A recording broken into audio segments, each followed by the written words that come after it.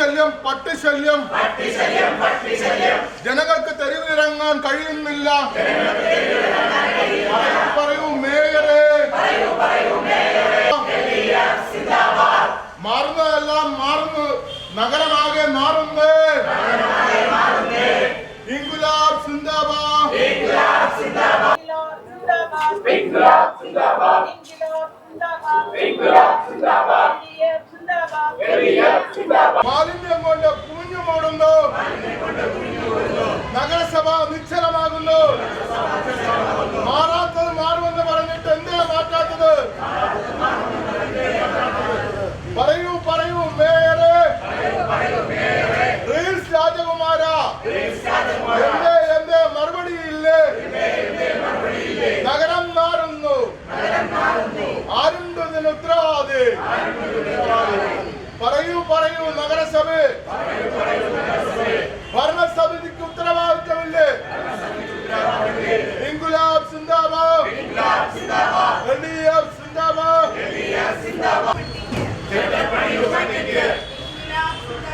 ഇൻകുലാബ് സിന്ദാബാദ്, നഗരഭരണം സമ്പന്നത്തിൽ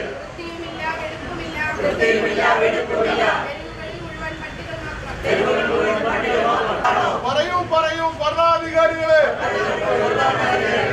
നഗരത്തിനകത്ത് ജീവിക്കാൻ കഴിയാത്ത സാഹചര്യമാണ്. മാലിന്യ കൂമ്പാരം നിറയുന്നു, മുക്കിന് മുക്കിന് മാലിന്യം. നഗരസഭ പ്രതികരിക്കുന്നില്ല. നഗരവാസികൾ പകർച്ചവ്യാധിയിൽ. നിങ്ങളറിഞ്ഞോ മാധ്യമങ്ങളെ? തിരുവനന്തപുരം നഗരസഭ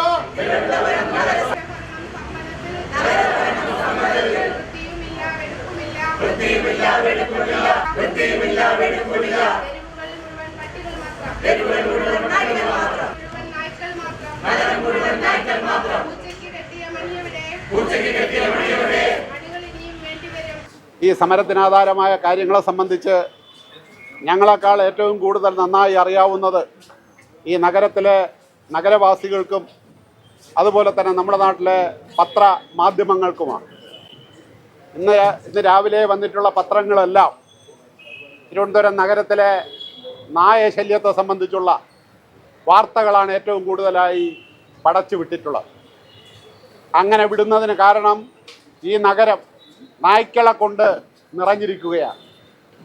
തിരുവനന്തപുരം നഗരത്തിൽ കഴിഞ്ഞ നഗരസഭാ തെരഞ്ഞെടുപ്പിൽ BJPയുടെ നേതൃത്വത്തിൽ അന്നത്തെ പ്രചരണം തിരുവനന്തപുരം നഗരം ഞങ്ങൾ അധികാരത്തിൽ വന്നാൽ തെരുവ് നായയുടെ വിഷയത്തിന് പരിഹാരമുണ്ടാക്കുമെന്ന് പറഞ്ഞ് അധികാരത്തിൽ വന്നവരുടെ ഭരണ കാലാവധി തന്നെ 6 മാസം പിന്നിട്ടിരിക്കുകയാണ്.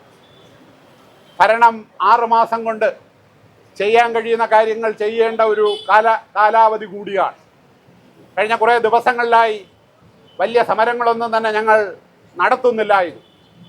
അങ്ങനെ നടത്താത്തതിൻ്റെ കാരണവും ഒരു ഭരണ സംവിധാനം അധികാരത്തിൽ വന്ന് അവർക്ക് അവരുടെ കസേരയിലൊന്ന് ഇരുന്ന് അവർ ഈ കാര്യങ്ങളെ സംബന്ധിച്ച് അവരുടെ പ്രവർത്തനം നടത്താനുള്ള അവസരമാണ് നൽകിയത്.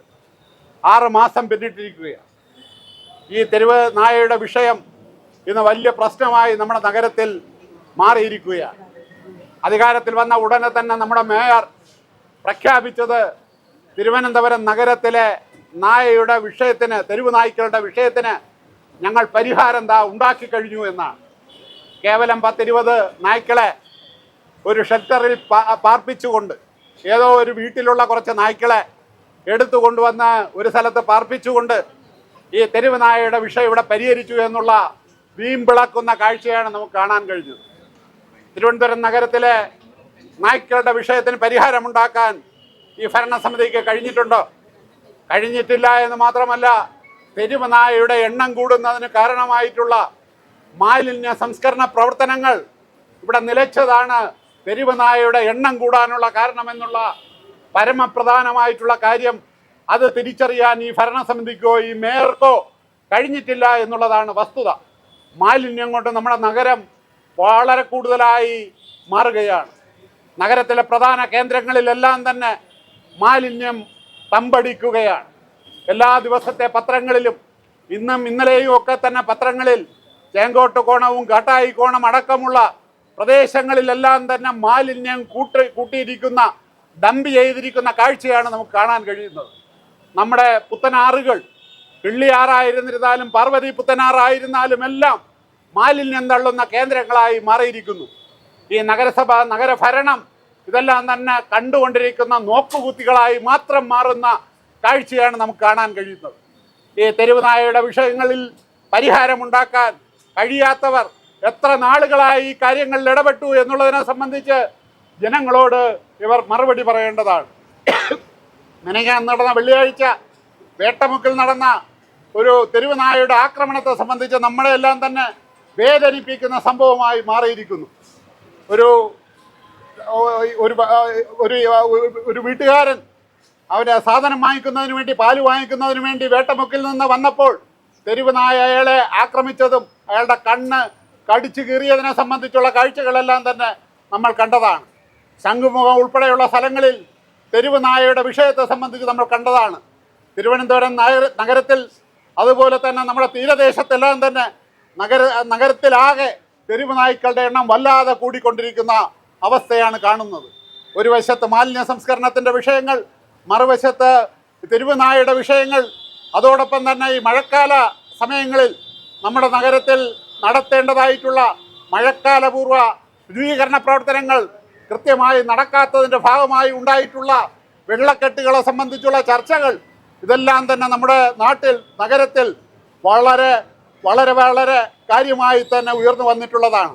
ഇത്തരം വിഷയങ്ങളെ സംബന്ധിച്ച് ഒരു നാട് ഭരിക്കുന്ന, ഒരു നഗരം ഭരിക്കുന്ന നഗര പിതാവ് സംസാരിക്കുന്നത് അത് നഗരസഭയുടെ റോഡല്ല എന്നാണ്. നഗരസഭയുടെ റോഡല്ല ഈ റോഡെന്ന് പറയുന്നത്. അതുപോലെ തന്നെ PWDയുടെയും ഇറിഗേഷൻ്റെയും ഒക്കെ തന്നെ റോഡാണ്. അതിനെ സംബന്ധിച്ച് മറുപടി പറയാൻ ഞങ്ങൾക്ക് കഴിയില്ല എന്നുള്ള നിലയ്ക്കാണ് പറയുന്നത്. ഇതിനെ സംബന്ധിച്ച് ഭരണ സംവിധാനത്തെ സംബന്ധിച്ച് എന്തെങ്കിലും തിരിച്ചറിവോടുകൂടിയാണോ ഈ കാര്യങ്ങൾ സംസാരിക്കുന്നത്? മഴക്കാലപൂർവ്വ ശുചീകരണത്തിൻ്റെ ഭാഗമായി നമ്മുടെ നാട്ടിലെ ഇറിഗേഷൻ റോഡുകളായിരുന്നാലും PWD റോഡായിരുന്നാലും എല്ലാം തന്നെ വൃത്തിയാക്കാനുള്ള ഉത്തരവാദിത്വം തദ്ദേശ സ്വയംഭരണ സ്ഥാപനങ്ങൾക്കാണെന്നുള്ള കാര്യമാണ് ഇവിടുത്തെ ഏറ്റവും പ്രധാനപ്പെട്ട കാര്യമായി വരുന്നത്. അത് തിരിച്ചറിയാൻ പോലും കഴിയാത്ത തരത്തിൽ അഭിപ്രായം പറയുന്ന രീതിയിലേക്ക് നമ്മുടെ മേയർ മാറിയിരിക്കുന്നു എന്നുള്ളതാണ് നമുക്ക് കാണാൻ കഴിയുന്നത്. അതിൻ്റെ ഫലമായി തന്നെ മഴക്കാലപൂർവ്വ ശുചീകരണ പ്രവർത്തനങ്ങൾ നഗരത്തിൽ നടക്കുന്നില്ല. ഒരു മഴ പെയ്തപ്പോൾ, ഒരു ചെറിയ മഴ പെയ്തപ്പോൾ നമ്മുടെ കിഴക്കേക്കോട്ടയും സമീപ പ്രദേശങ്ങളും തമ്പാനൂരും ഓവർ ബ്രിഡ്ജും എല്ലാം തന്നെ വെള്ളത്തിനടിയിൽപ്പെട്ട കാര്യത്തെ സംബന്ധിച്ച് നമ്മൾ കണ്ടതാണ്. മാലിന്യം കൊണ്ട് കടകളും വീടുകളും എല്ലാം തന്നെ കയറി അവിടെ കഴിയാൻ പറ്റാത്ത രൂപത്തിലേക്ക് ആ നാട്ടുകാർ മാറിയ ഗതികേടിലേക്ക് നമ്മുടെ നഗരം മാറിയിരിക്കുന്നു. ഇത്തരം കാര്യങ്ങൾക്ക് എന്തെങ്കിലും പരിഹാരമുണ്ടാക്കാൻ ഈ നഗരഭരണത്തിന് കഴിയുന്നുണ്ടോ? ഈ BJPക്ക് കഴിയുന്നുണ്ടോ? കഴിഞ്ഞ തെരഞ്ഞെടുപ്പ് കാലത്ത് ഇവർ പറഞ്ഞതെന്ത്? 45 ദിവസം കൊണ്ട് തിരുവനന്തപുരം നഗരത്തിൻ്റെ വികസനത്തിൻ്റെ ബ്ലൂ പ്രിന്റ് ഞങ്ങൾ ഇവിടെ അവതരിപ്പിക്കുമെന്നാണ്, പ്രധാനമന്ത്രിക്ക് കൈമാറുമെന്നാണ്. ആ കൈമാറിക്കൊണ്ട് തിരുവനന്തപുരം നഗരത്തെ ഇന്ത്യയിലെ ഏറ്റവും പ്രധാനപ്പെട്ട നഗരമാക്കി മാറ്റുന്നതിന് വേണ്ടിയുള്ള പ്രവർത്തനങ്ങൾ നടത്താനുള്ള തയ്യാറെടുപ്പിലാണ് ഞങ്ങളെന്ന് പറഞ്ഞ നാണം കെട്ട അനുഭവമാണ് ഈ അഭിപ്രായത്തിനുണ്ടായിട്ടുള്ളതെന്നുള്ള കാഴ്ചയും നമ്മൾ കണ്ടതാണ്. ഒരു ചെറിയ മഴ വന്നപ്പോൾ നഗരത്തിലെ റോഡുകളുടെ സ്ഥിതി നമ്മൾ വളരെ തിരിച്ചറിഞ്ഞതാണ്. അപ്പം നഗരം ഈ രൂപത്തിൽ മാലിന്യം കൊണ്ട് നിറയുന്നു, വെള്ളക്കെട്ടിൽ നിറയുന്നു. കഴിഞ്ഞ പൊങ്കാല കഴിഞ്ഞപ്പോൾ പൊങ്കാലയുടെ മാലിന്യം നീക്കം ചെയ്യാൻ കഴിയാത്ത അവസ്ഥയെ സംബന്ധിച്ച് നഗരവാസികൾ കണ്ടതാണ്. അപ്പം നിരവധി വിഷയങ്ങൾ ഇവിടെ നിലനിൽക്കുകയാണ്. ഇവിടെ ഒരു ഭരണമുണ്ടോ? ഭരണ സംവിധാനമുണ്ടോ? ഈ കാര്യങ്ങളെ സംബന്ധിച്ച് ആളുകളോട് ചർച്ച ചെയ്യുന്നുണ്ടോ? തെരുവ് നായയുടെ വിഷയത്തിന് പരിഹാരമുണ്ടാക്കാൻ എങ്ങനെയാണ് കഴിയുന്നത്? ഷെൽട്ടറുകൾ സ്ഥാപിക്കണമെങ്കിൽ അതെങ്ങനെയാണ് സ്ഥാപിക്കാൻ കഴിയുക? അതിന് സ്വകാര്യ വ്യക്തികളുടെ സ്ഥാപനങ്ങൾ അത് ഉണ്ടാക്കിയെടുക്കാൻ കഴിയണം. അങ്ങനെ ഉണ്ടാകണമെങ്കിൽ അവരുമായി ചർച്ച നടക്കണം. ഇവിടുത്തെ ഇതുമായി ബന്ധപ്പെട്ട ജനപ്രതിനിധികളുമായി ചർച്ച നടക്കണം. നഗരസഭാ കൗൺസിലിൻ്റെ യോഗം കൂടി അതിനെ സംബന്ധിച്ച് ധാരണയുണ്ടാക്കണം. റെസിഡൻസ് അസോസിയേഷനുകളെ പങ്കെടുപ്പിച്ചുകൊണ്ടുള്ള കാര്യങ്ങൾ നടക്കണം. അത്തരം കാര്യങ്ങളിൽ എന്തെങ്കിലും ഒരു കാര്യം ഇവിടെ നടന്നിട്ടുണ്ടോ? യാതൊരുവിധ കാര്യവും നടക്കുന്നില്ല എന്നുള്ള ഏറ്റവും ഗുരുതരമായിട്ടുള്ള വിഷയമാണ് ഈ 6 മാസം കൊണ്ട് ഈ തിരുവനന്തപുരം നഗരത്തിൽ ഇന്ന് അനുഭവിച്ചു കൊണ്ടിരിക്കുന്നത്.